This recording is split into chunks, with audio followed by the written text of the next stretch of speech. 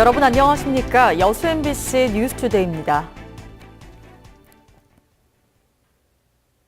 정원도시 순천시가 반려식물 6차 산업화에 도전하고 있습니다. 반려식물 정원문화 확산을 유도하고 관련 연구 용역에도 나설 계획입니다. 김주희 기자가 보도합니다.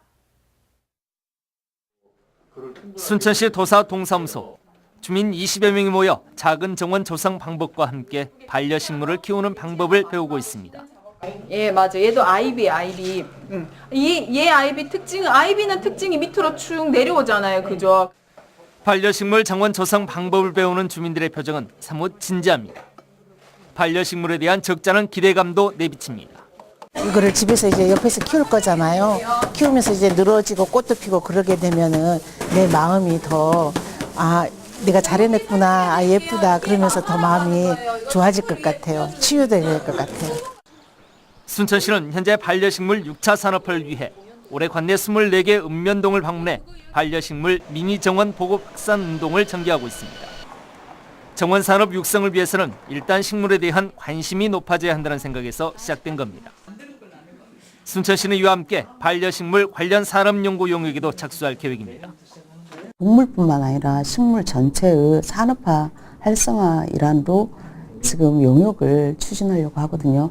그 용역 계획이 마련되면 이제 본격적인 반려산업을 활성화시키기 위해서 계획도 수립하고 해나갈 건데요. 반려식물은 이제 정서적 안정과 성취감을 주는 매개체로 현대인들의 삶 속에 동반자가 되고 있습니다. 순천시의 반려식물 문화 조성이 지역의 생태산업 육성에 성공적인 연결고리 역할을 할 수 있을지 주목됩니다.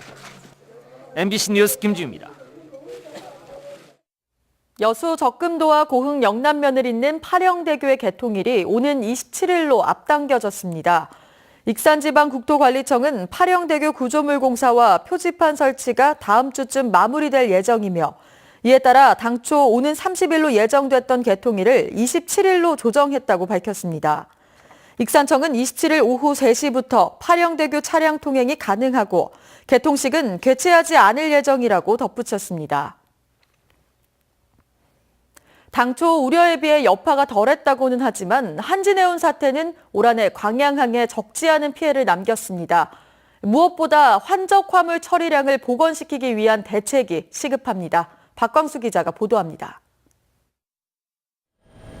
연말까지 예상되는 올 한해 광양항의 컨테이너 물동량은 모두 225만 개. 지난해 233만 개에 비해 8만 개 정도가 줄어들 것으로 보입니다. 만 컨테이너 정도가 줄었던 전년에 이어 2년째 뒷걸음질입니다. 주된 원인은 역시 한진해운 사태였습니다. 심각했던 당시 분위기에 비하면 연착륙이라는 평가도 가능하지만 갈 길 바쁜 광양항에는 적지 않은 타격이 됐습니다.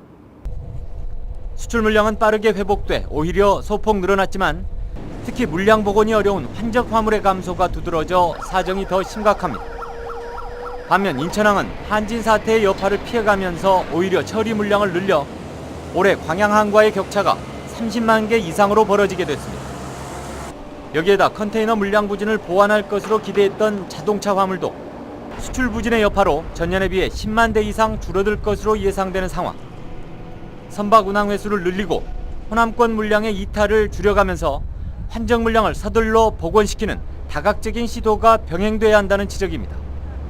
인센티브 제도를 적극 활용할 거고 또 두 번째는 광양항이 가지고 있는 저비용 고효율 측면에서 저희들 접근을 해서 외국적 선사들 저희들 해외 로드쇼도 해서 연간 20만 TU 안팎으로 정체 상태인 배후부지 자체 물동량을 획기적으로 끌어올려야 한다는 분석도 나옵니다.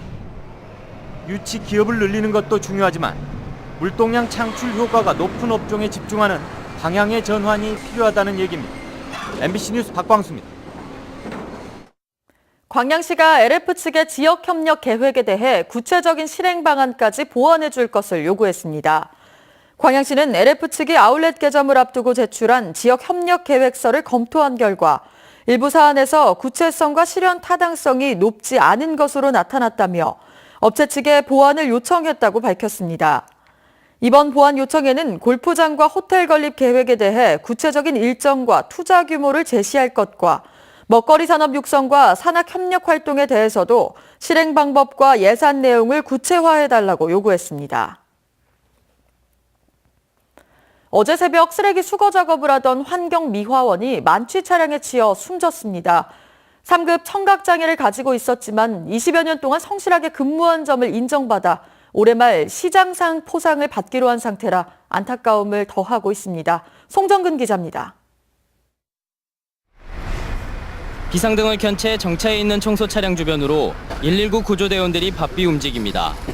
잠시 뒤 청소 차량에 끼어 있는 환경미화원을 구조해 들것으로 옮깁니다. 새벽 6시 30분쯤 광주시 북구 운암고가 아래에서 청각장애 3급 환경미화원 56살 안모 씨가 청소 차량에 끼어 숨졌습니다. 청소 차량 뒤에서 생활 쓰레기 수거 작업을 하던 안 씨는 승용차에 치인 뒤 그 충격으로 튕겨져 나가면서 청소 차량에 끼었습니다. 안 씨를 들이받은 승용차 운전자는 31사단 소속 상근예비역 조상병. 지인들과 밤새 술을 마신 뒤 만취 음주 사고를 냈습니다. 당시 사고 직후에 측정을 해본 바 0.146 만취 상태였습니다. 음주운전에 따른 과실이라고 볼 수 있습니다. 청각장애를 가지고 있는 아내와 두 아들의 가장이었던 안 씨는 25년 동안 환경미화원으로 근무한 경력을 인정받아 올해 말 모범 근로자 시상상을 수상하기로 예정돼 있었습니다. 최고 좋은 직업으로 자기는 알고 그렇게 열심히 살아왔습니다. 지금까지. 자기 몸을 아끼지 않고 솔선수범해서 일을 하니까 열심히 한다는 그런 직원으로 정평이 나와 있습니다. 장애를 가지고 있는 어려운 상황에서도 한 가정의 버팀목이 됐던 가장이 만취 운전자가 낸 어이없는 사고에 힘없이 쓰러졌습니다. MBC 뉴스 송정근입니다. 여수시가 내년 국비 예산으로 989억여 원을 확보해 사업 추진에 탄력이 붙을 전망입니다. 국민의당 이용주 의원실에 따르면 내년 국비 예산으로 여수 국제교육원 150억 원과 돌산 우두 도로 확장 169억 원 등 모두 989억여 원을 확보하고 남산동 급경사지 정비공사 10억 원과 마레터널 확장공사 8억 원 등 특별교급은 23억 원도 추가로 확보해 내년 사업 추진에 도움이 될 것으로 기대됩니다. 이 의원은 또 정치권과 지자체장의 협조로 국비 확보가 가능했다고 평가하고 예산 확보를 위해 초당적인 협력을 주문했습니다.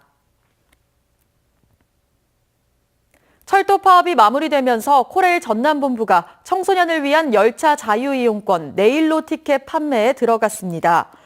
올겨울 내일로 티켓은 내년 3월 6일까지 이용이 가능하며 티켓을 구입한 청소년들에게는 여수시와 순천시에서 각각 하루 숙박비를 지원하고 여수 해상 케이블카 등 주요 관광시설에 대한 할인 혜택도 제공됩니다.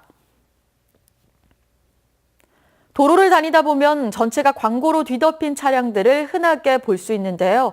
규정을 지킨 광고 차량은 찾아보기 힘들고 또 여기에 불법 주정차까지 일삼고 있습니다. 김진선 기자입니다.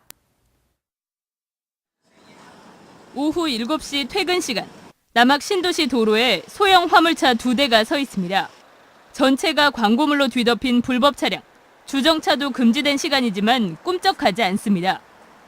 아파트 입구, 간선도로 옆 등 차량 통행이 많은 곳마다 이 같은 차량들이 나타납니다. 광고하려고 좀 세워놨는데 지나가면서 보라가려고 해놨어요. 차량 광고는 현수막이나 입간판 등과 마찬가지로 자치단체에 신고해야 합니다. 또 차량의 창문을 제외한 본체 옆면에는 광고물을 표시할 수 있지만 각 면의 2분의 1 이내만 허용됩니다. 창문을 광고물로 가린 차량도 차량 전체를 감싼 광고도 모두 불법이지만 낮이나 밤이나 도로를 활보하고 있습니다. 민원이나 이런 게 들어갔을 경우에는 저희가 가가지고 이제 단속을 하고 이렇게 하고 있습니다. 계속 상시적으로 이제 차량만을 위한 단속은 따로 하지 않고. 예. 수십만 원의 과태료가 부과되는 현행법 위반 사항이지만 오감과 남학 신도시를 관리하는 목포시와 무안군 모두 올 들어 단 한 건도 단속하지 않았습니다. MBC 뉴스 김진선입니다. 순천만 국제자연환경미술제 일부 전시 작품이 행사 이후에도 국가정원 내에 계속 전시됩니다. 2016 순천만 국제자연환경미술제 집행위원회는 지난달 18일 막이 오른 미술제가 폐막한 이후에도 최평곤 작가의 돌아가는 길과 이승택 작가의 기와 입은 돼지 등 작품 12점이 국가정원 내에 그대로 존치돼 전시된다고 밝혔습니다. 순천만 국제자연환경미술제는 순천만 국가정원에서 낙원유람을 주제로 세계 26개국 57명의 저명한 작가들이 참여한 가운데 오는 18일까지 열리고 있습니다. 국세청이 고액 체납자 명단을 공개한 가운데 광주와 전남북 지역의 체납 세금이 6천억 원을 넘는 것으로 나타났습니다. 광주지방국세청에 따르면 광주와 전남북 지역에서 지난 1년 동안 국세를 3억 원 이상 체납한 자는 개인이 544명, 법인이 307명이었고 체납액도 개인은 3,800여억 원, 법인은 2,200여억 원에 이르는 것으로 조사됐습니다. 국세청은 이와 관련해 공개 기준을 3억 원 이하로 내려 공개 명단이 크게 늘었다고 밝히고 체납 신고자에게는 포상금이 지급된다며 적극적인 신고를 당부했습니다. 전국적으로 인플루엔자 유행주의보가 발령된 가운데 시군보건소가 개인위생 준수를 당부했습니다. 여수시 보건소는 지난달 중순부터 38도 이상의 발열과 기침을 동반하는 인플루엔자 증세를 호소하며 지역 병의원을 찾는 환자가 예년 이맘때와 비교해 10% 이상 늘어나면서 질병관리본부가 인플루엔자 주의보를 발령했다고 밝혔습니다. 보건소는 인플루엔자 감염 예방과 확산 방지를 위해 손 씻기와 마스크 착용 등 개인 위생을 철저히 해줄 것을 권고했습니다.